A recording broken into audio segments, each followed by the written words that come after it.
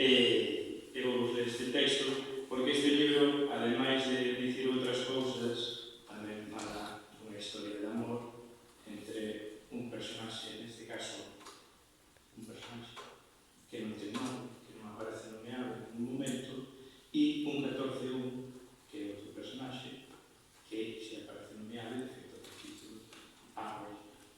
E entón este é o primeiro encontro. Establecemos un contexto apelando á nosa propia historia.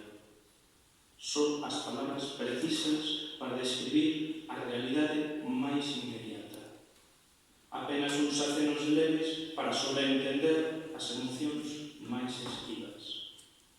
O alicerce foi esa imaxe especular de ambos enfrontados, reafirmándose nas mesmas verdades, por vez primeira, universais.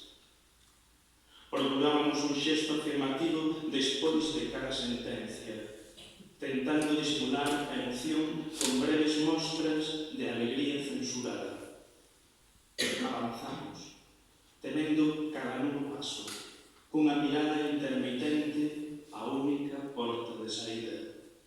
O pasado, como recurso, a afirmación que nos permitía seguir caminando.